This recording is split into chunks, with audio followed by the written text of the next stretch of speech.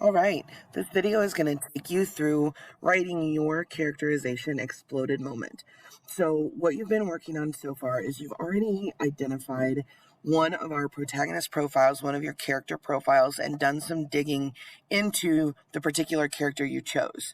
You've also done some pre-writing where you took a look at those slides 32 and 33 in your virtual notebook, where you were composing and practicing different high-level ways to write descriptions about your characters, both indirectly, directly, and using each element of steel.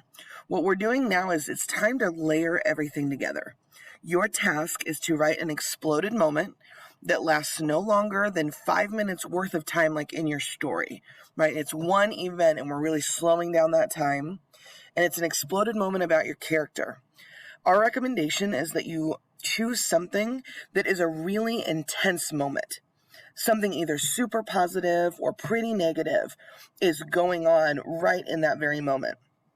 As you write, you're going to choose which of their personality traits you want to tell us directly, which, remember, that needs to be like 20% or less of your writing, and which you want to reveal to us, which should be 80% or more. That's that indirect characterization through steel. The deal with steel this time, though, is that I do not want you / forbid you to use dialogue in this first exploded moment that we're working with here. There's actually going to come some time later where we're working with dialogue, and we'll come back and add a little bit to this moment. But for today, for this moment, for this assignment, do not use dialogue. Okay? And then you're also, in the midst of all this characterization, you're going to be trying to craft this really great exploded moment that has a snapshot, a thought shot, plenty of sensory details, those writer's binoculars, and that you're also adding in and layering in some indirect references to setting. So let's talk about what really is going to look like. What I'm going to ask you to do is I'm going to ask you to go to slide 17 in your notebook. If that's not exactly the right slide, the one that you see on my screen is the slide that you should be on. You'll notice the first thing it's asking you to do is to snip your chosen character profile. So if you click that and open up this link, you are going to go and you're going to find the particular character that you decided to work with. The one that I decided to work with was Derek. So I'm going to use the snipping tool. I'm just going to grab this, Control C copies that. I'm going to go back, Control V will paste it here. Just going to make it a little bit smaller and put it right here up at the top. That's just so that you know and your teachers know exactly which character profile you're going to work with.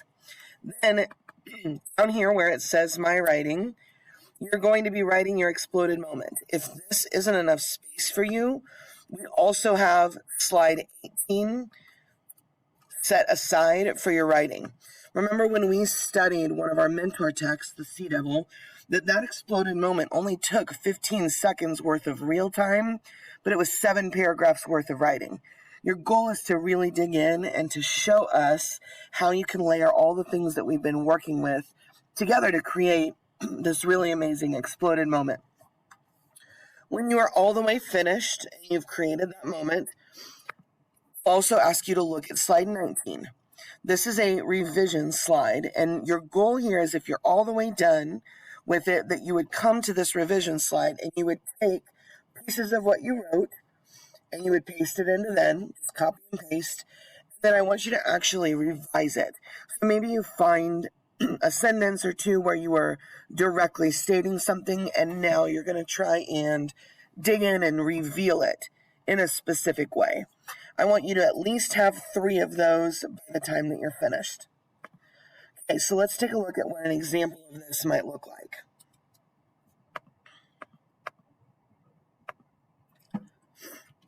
Here is one that I had written. The snap of the voices in the background, along with the eternal feeling of each tick of the clock, was enough to push even Derek to scream. What is her stupid problem this time, he wondered. Why does she not appreciate how hard my father works or how much work we do together for her? His dark, curly hair felt the brush of the breeze as he glanced at his watch once more. Tick. Will this funeral ever be over? Talk. Dios mío. Don't they know how hot it is outside? Tick. Derek watched as the first shovel laden with dirt hit the top of the casket. Talk. Nobody understands what my grandfather meant to me. The irony of the fear in Derek's stomach, clinching in a shocking wave of agony as the second shovelful of dirt cascaded down onto the mahogany of the box that would forever hold this man he loved, coupled with the fear of the spider crawling like a harbinger of death across the ground next to the hole in the ground, was more than he could take. A choked sob escaped from his mouth, and he heard a wail that sounded like the screeching of brakes on a rail car. Surely that noise didn't come from him, he wondered, even as he knew the truth. She would have even more power over his father now. Her reign would know no limits, and in a millisecond he saw what would surely become his reality. A dark, isolated room, a lonely, brown-eyed boy dreaming of the day when he can finally be free from her grasp. That's just an example of the direction this could go. We're really excited to read what you guys are writing. Don't be surprised if you pop into your notebooks and see some comments and things sitting there from teachers. We're really excited to see what kinds of things that you create. Please go ahead, get your image snipped and in there, and begin writing this exploded moment that has all elements of steel except for dialogue, that is a great exploded moment, and that is really showing setting through all those sensory details.